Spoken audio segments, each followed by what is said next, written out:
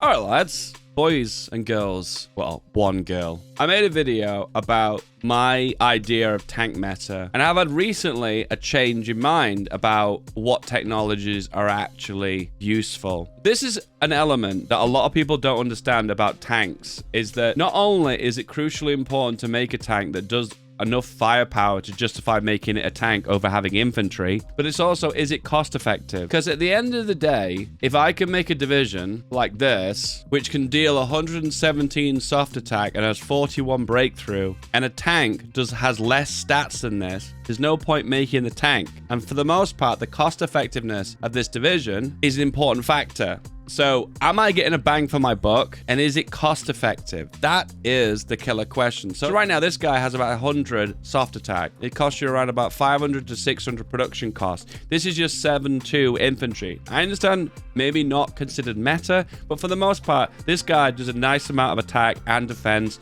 He is a decent all-rounder. Once again, maybe not the most optimized, but understand that this guy is very good. So when you're going to make a tank, you need to have something that outperforms this division to actually worth actually building an actual tank. Otherwise, it's pointless. Also, one thing to note too is infantry perform a lot better in difficult terrain types such as mountains and marshes, where tanks struggle a lot. They struggle a lot. This tank division has 114 soft attack, so it's got slightly more soft attack. It has more hard attack. I personally think hard attack is a number you don't ever need to worry about, and the reason why is hard attack is just the amount of damage you do to harder targets, such as tanks and mechanized and motorized. For the most part, unless you're thinking about tank on tank battles, which seems to be more of a multiplayer thing, unfortunately, hard attack is just a number for the most part you can forget. I'm sorry if that upsets you, but get wrecked, son. Now, what else have we got? We've got armor and breakthrough. Now, these are the two primary stats that make tank a tank. Armor is a special stat. If you can't pierce the armor, then it will result in you getting a penalty to, I think, 50% more organization damage. When you get 0 organization, the division breaks and runs away. So a division that can't pierce a tank will suffer from 50% more organization damage. So therefore, you're more likely to break through to it. Next, we've got breakthrough. Breakthrough is basically armor on the attack, like defense on the attack. You know, like an RPG, you've got armor, it reduces the amount of damage you withheld. Well, that's kind of what breakthrough is, but on the attack only. But defense does the exact opposite. It's the amount of damage you reduce to you when you are defending. And this is the amount of damage you are reduced based on when you're attacking. That is a very rough guideline, by the way. It's kind of a layman's approach to it. I don't know the full mathematical breakdown of how breakthrough is calculated, but that's the layman's edition. Breakthrough reduces the amount of damage you take on the attack. Hence the reason why tanks have a lot of it. Oh, they have a lot of it. Whereas you can see infantry tend to get more defense. Infantry better for defending. Tanks better for attacking. Amazing, right? Oh, blowing our absolute mind. So one other element of tanks is speed. I've talked about this before, and I will let you know, my opinion on speed has not changed in the slightest. I personally feel that speed is a stat that doesn't really matter. There is a hidden element of speed that you're not aware of. If divisions have more than 4 kilometers an hour in the attack, it will result in you getting a reinforced bonus. What is reinforced? Oh my god, we're talking about all the stats today. The easiest place to see reinforced is when you get radio. See, this reinforced rate increases by 5%. Every single tick, which is 1 hour of game time. If a division is not engaged in combat and is sat in reserve, and there's enough space for that division to move forward and get into attack, then the division has a chance to get into battle, go from reserve into the front line and actually start fighting. That is what reinforce rate is. The reason why reinforce rate exists is not all divisions can be fighting on the front line at one time. They're limited by combat width, and they're limited by how quickly they can get into battle. Be aware, the bonus you get for having a division faster than 4 kilometers per hour is not that much. It can be like 1 or 2%. So these divisions right now are fast, 8.4 kilometers per hour, bonus for mobile warfare, slight penalty for infrastructure. If I send these guys into battle, they immediately all get into battle immediately. It was so unbelievably fast, I could not even see it. Let's just send one into battle. When you initially engage an enemy, they will automatically get into battle immediately. So what I'll do is I'll send these guys in now, and we'll go to 2 speed, and then we'll wait. There they go. They're in reserve right now. So right now, every single tick, which is 1 hour of game time, we will have a chance for that division to go in onto the front line. Can you see that? Radio is increasing it by 5.5% and speed is increasing it by 1.1%. See what I mean by speed? It doesn't make a big difference on reinforced rate, but it's a hidden stat that most people don't know a great deal about. So if I wait now, you'll see every tick, there's a chance, 8%, 8%, 8%, 8%. Another one got into battle. They got the tick. 8% chance, 8%, 8%, 8%, 8%. And the battle was already over. So that division never even saw combat because it couldn't reinforce quick enough due to the fact that the battle ended quicker than it could get into battle. Wow. Anyway, that was just reinforced rate. That's just a hidden stat. But what else does it do? It also makes the divisions move faster. Moving fast is useful to capture, for instance, railway lines. It is better for capturing supply depots. And when you capture those points, obviously, it gives you a bigger opportunity to do an encirclement. My logic of encirclement is that the bigger ones you do, the more likely you are going to get encircled yourself. And my advice is to try and just do little encirclements on the front line and make it push towards supply depots and railway lines to specifically do that. And it makes me feel sometimes, a lot of the time, the objective usually is all about having enough firepower to knock out the enemy who are sitting on a supply dump or a railway line before you get to push them back. So it's either you're fighting over that area and you need firepower, and it's less like being able to capture something on the front line. Now, don't get me wrong. If you're going to make a tank that's very, very fast, that has the sole ability to, after the front line's been broken, let's just say this division was broken, the minute the front line is open, you move your fast tanks in and woof, grab a supply depot. That's an effective strategy. But just be aware that when you are ahead of your front lines, you're going to suffer from big supply penalties, big fuel penalties, which will result in also in speed penalties. So there's only a certain amount of depth you can get into the front line before you start suffering from speed penalties. Hence the reason why I do not treat speed as a great stat. Now, guys, listen to me. This is very, very important. Listen to me, okay? If you want to make little Ferrari tanks for Germany, be my guest. If you want to make your little speedy little race car, be my guest. Do your little role play, have fun, play the game that you enjoy it. But I'm talking about min-maxing, okay? And unfortunately, speed is not something I take into account. Okay, so let's look at the production cost. The production cost for this division is 550 to 600. It is 2,000 to 4,000. You could basically say one of these is roughly worth about 4, 5, 6, potentially 7 or 8 tank divisions. And when it comes down to fighting capabilities, the truth is this will have more impact of 5, 6, 7, or 8 of these compared to one of these. And that's the reason people in the old days used to spam 7.2s, because they were just so much more effective and flexible in combat to actually make a difference. When I made my tank video initially, a lot of people give me a lot of backlash saying the tanks were crap. I'm not even going to beat around the bush. Yes, they were. They were crap. But remember, I was specifically aiming towards making a cost-effective tank to make it worth your while. This was the tank I went for. So it was something roughly around like this. I know, don't worry about the meta of combat with at the moment. We're just experimenting on tank design, okay? So this will result in an overall massive speed dump. As I made you aware, not focusing on speed. Massive improvement in amount of soft attack. Massive. Remember, soft attack are mainly going to be fighting infantry, and they're basically going to be wrapping around the back of infantry to make encirclements. So hence why you're only going to be fighting your tanks against infantry. Soft attack, very important. They lose a little bit of defense, who cares? They lose a little bit of breakthrough, surprisingly. Light, do you know what's really underwhelming? I had a conversation with a guy recently. Light tank 2 is vastly underrated. For some reason, people have got this idea that because it's a light tank, it's shit. But because you start the game with it as Germany, it's really good tank.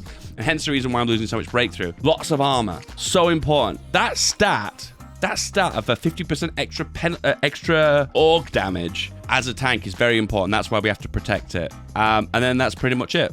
That is the tank. This tank is especially for early game Germany. It's basically for anything that's the 1930s, basically. I'm giving you my tank idea, my tank concept of why I think that tanks need to be made the way they're made to be cost effective against infantry. Now, get me wrong, guys. You guys are probably going to cry and moan, oh, they've added a tank designer. But people are still making 7.2s because 7.2s are so cost effective. So when I'm proposing a cheap tank, I'm trying to make it cost effective to compete with 7.2s. Now, don't get me wrong. If you want to make an expensive tank, go ahead. But the truth is you need at least 2 or 3 40 with tanks to make an impact on the front line, to make encirclements. Otherwise, there's just not much point. So it's you're either going with a cheap tank that you can mass produce, or you're going for a super fat, oh my god, lol, big ass 40 with a heavy tonk. Anyway, I have had a slight change of process, a slight change to what I think is the perfect medium tank early game, okay? Now, hear me out. Oof. Hear me out, okay? So this is the cheap tank 2, and instead of a close support gun, which has some great stats for soft attack, the other problem is it's a bit expensive. 5.5. It requires interwar artillery upgrade to get it, which is easy to get early on. Now, I did try a strategy with heavy machine guns. Very cheap. 0.5 production cost. Now, here's the problem. Here's the problem. They just don't do enough soft attack. So they don't break through infantry very effectively. I tested this out. I made about 240 with divisions and tried to take on the Poles with it. Yes, sure, they break through, but they break through so slowly because their lack of soft attack. It's not even worth it. They're cheap, but they're not very good. Here's the new meta, in my honest opinion. Now, the best of both, the most soft attack and the nicest production cost, is the improved automatic cannon. So you got close air support, which has got close support gun, which is 5.5 production cost, but the improved automatic cannon has a production cost of 3, and the difference is only 5 soft attack. So that is actually the most cost-effective tank. So you're trying to get the best of both. You want to have enough soft attack to break infantry, but simultaneously, you want to keep the production cost down. And practically, this is that tank. To be honest with you, if you could make it really cheap, you could take off the engine and the armor as well, and that would make it even cheaper. But the truth is, you want armor because armor gives extra breakthrough. Not only does it increase the armor, which is also an awesome stat, but it also increases breakthrough. And remember, the main thing we're making tanks for is for breakthrough and armor, and it gives the best of both. Hallelujah. Now, you can as well. There's also another option. If you want to go for a 3-man medium turret, you can do that too, and that will give you a juicy bonus, a breakthrough. But once again, it's not cost effective. 3 production costs, it's just not worth it. So my advice to you, this is the new meta, I believe, as the early starter tank. I don't think I need to drop any more disclaimers, do I? Do I need to tell you guys you make tanks how you feel and you prefer to play the game? You want to go super speed, you put big engines on them. Do that. If you want to make tanks that are super like fucking quality as hell against Poland, just do that, all right? Don't tell me what you want to do. All I'm trying to say to you, my original argument is that 7.2s are very cost effective and do a decent amount of firepower. I'm giving you the best of both. I'm trying to give you a tank that is cost effective and can compete with a 7.2. And this is that tank. Woo, woo, spin, motherfucker, spin.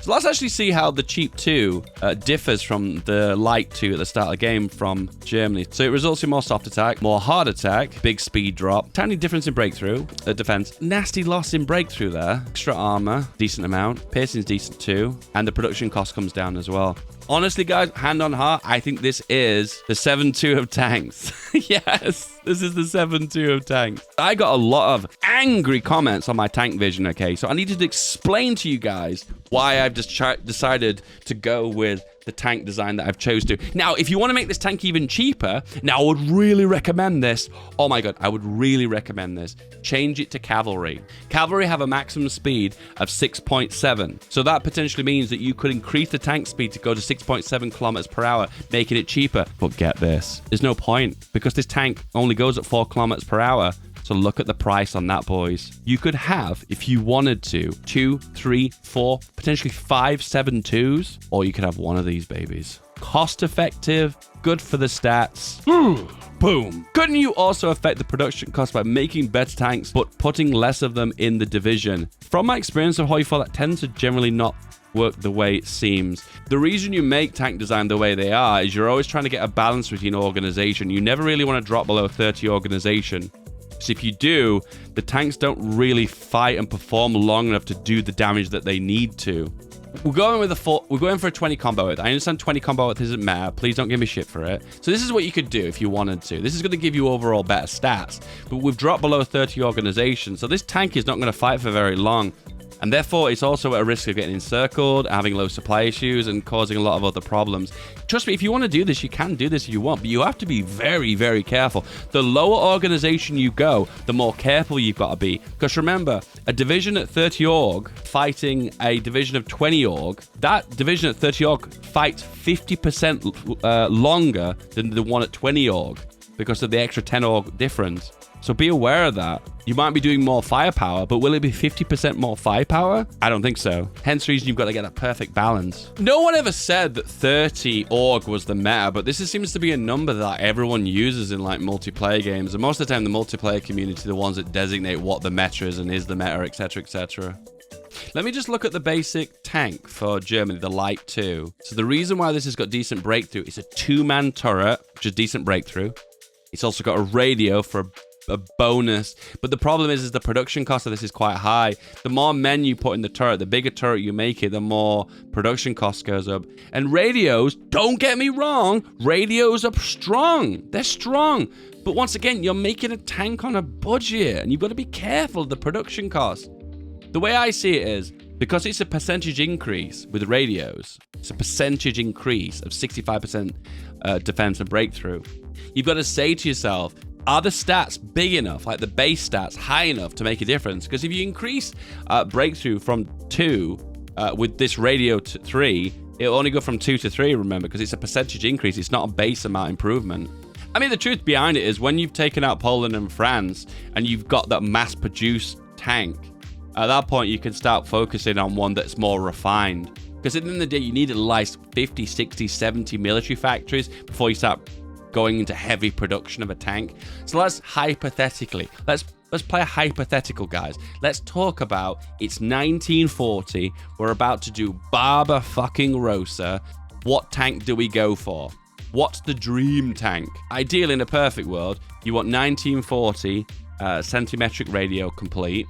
You want signal companies. You want logistics. You want reconnaissance. Maybe maintenance as well. This is with the presumption that you've taken out Czechoslovakia, Austria, Poland, France, the lowlands. You've got all those military factories. Your industry is on fucking fire. So at this point in the game, you'll have the Panther chassis unlocked, the medium 3. Anyway, let's make our perfect tank. Let's start with the engine. So once again, I personally think if you're looking to get the most of the breakthrough is to go for the petro-electric engine. I know you guys are going to be squealing in the chat right now, like, ooh, but the reliability damage. If we're going super hardcore meta, we'd go for cast armor. That's if, like, production is no cost. But to be fair, that makes it a fucking expensive tank. So my advice is welded armor is the happiest medium. Bogey suspension. So medium tank with a 3-man turret is a no-brainer. Remember, production cost is high. We get a big, juicy bonus to breakthrough. Now we need to think about the armament. Let me just go through a few potential scenarios. If it's a multiplayer game, you will be fighting against other tanks, okay? Tank battles, tank-on-tank battles is a thing, okay? In a multiplayer game, it's important. So getting that piercing super high and hard attack nice and high is important. I don't play multiplayer. Because I don't have 50 hours a day spare because I have an actual job and a life. So I'm going to make a single player template, okay? So the best medium armament we've got is the improved medium howitzer. It's just a juicy 35 soft attack. Be aware, not only is the 7.5 production cost on this turret, this cannon expensive, but it also requires tungsten and chromium. Be aware of that. Very expensive. Germany doesn't have access to chromium. I think there's a little bit of it in Yugoslavia, but then you're only going to get it trading with Turkey. If Turkey joins the war, you're going to lose your chromium. Be aware of that. Be aware of that. So once again, I'm not going to be making a tank based on speed. I don't care about speed. I just want firepower. You will be able to make encirclements with a slow tank, but they're going to be a lot slower. Once again, you're going to ask yourself the question, am I playing single player? Am I playing multiplayer? Am I a speed freak? Or am I looking for raw firepower? I'm a min-max kind of guy. I like firepower, okay? So these tanks are going to be slow, but deadly. Torsion bar gives you reliability. Christie suspension gives you speed. You can go for the petrol or electric engine because, oh, but that's just taken so much reliability off me. The difference is minus 50 reliability. We need reliability because that's how we add extra armor on. Okay, so we definitely need the radio because the radio gives a big bonus to breakthrough. We have a breakthrough of 42 is that. A no-brainer is armor, sloped armor, because it gives 20% extra armor overall. Armor skirts is a really good one too. So we'll go for sloped armor skirts, and then we go full armor. Now we've dropped below 80% reliability. So 80% reliability used to be the threshold. If you're 100% reliability and more, you don't get any extra benefits from that. But if you are around about 80 reliability, you'll suffer from some reliability from attrition.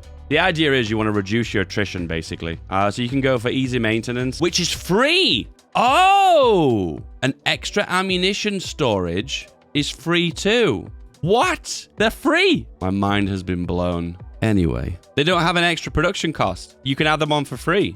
Easy maintenance is free, and extra ammunition storage is free. Well, here we go, lads. This is the tank that I've ended up with. This would be my Barbarossa tank. What's the minimum reliability you should have? In my mind, it's 80%, but that just is a number I've created in my mind based on what the old reliability of tanks used to be. There is one thing I can say to you, though. Going over 100% does not yield any extra benefits, but when you do go to 100%, you do suffer from significantly less attrition when exercising and also when just generally moving the division around. All right, so this is the tank I've ended up with. Let's have a look at the stats then. So soft attack is what to expected. It's the best you can get based on the howitzer. Hard attack's low because we're not going to be fighting other tanks with this. We're going to be fighting infantry. It's going to be making encirclements. And if we do find a tank division, we'll not fight the tank division. We will basically go around it. We'll basically encircle other tanks. It tends to be what you do in multiplayer as well anyway. Piercing's decent, but not amazing. Hardness is 85%. It could be higher if I'd gone for a different form of suspension. I guess torsion bar is a good one because it gives an extra reliability. If you're struggling with reliability, maybe torsion bar would be the way forward. Anyway, what else? Armor, amazing. This baby has so much armor. This is a freaking tiger tank. Tiger boy. Breakthrough is absolutely astronomical too. Defense is pathetic, but it's a tank. What do you expect? And the production cost is 31. Holy shit, that's massive. That's a big cat. What, the tank or? So this would be kind of a Barbarossa style tank. Let me see if we add this on what difference it makes to the stats. So engineers are good for movement over water. You want a reconnaissance, ideally motorized for speed. For the speed, I guess light armored reconnaissance because it gives a bonus for reconnaissance, which is good for tactics. Then you've also got logistics companies for reduced supplies, obviously. Signal companies because it gives a bonus to coordination, which gives extra damage, breakthrough capabilities, and maintenance companies. Also a hidden stat, if you look really carefully, logistics companies has a +10 breakthrough. Can you see that? +10 breakthrough? Quite a juicy improvement in breakthrough, that. And maintenance companies, yes, because it gives a bonus to reliability, and capture rate is always useful. Reliability is also good on tanks generally because you generally have less that break down. And this would be the division, so it would give you a massive jolt of soft attack. Lose hardness? Hard attack? Interesting. Defense goes up slightly. Breakthrough astronomically goes up. When you're hitting 500 breakthrough, guys, your breakthrough capability is immense. Armor is insanely high. Piercing is pathetic, but whatever. Org is pretty good at 42. That's an expensive division. Yeah, but if you were here for the full live stream, you would have seen I was specifically talking about a Barbarossa division. It's specifically a like 1940 tank division that you've captured all of Poland, all the lowlands, all of France, Austria, Czechoslovakia, Yugoslavia, maybe got integrated economies of puppets of Hungary and Romania. Your production is like over 100 military factories. You can afford that tank division. So I suppose in a weird way, if you wanted to make this more on a budget, you would have to remove this howitzer and remove it with something cost effective. So you could either medium cannon, which is 1 tungsten, or you could go with a close support gun, which requires no resources, or an improved automatic cannon, but potentially you're sacrificing quite a lot of stats. That's pretty much it. That's pretty much it. I wanted to talk a little bit more about tanks because the last video that I made, people were a little bit salty, a little bit mad, and they were like, these are not the tanks that I'm familiar with. Why are you making cheap tanks, Dave? Now you know. Now you know.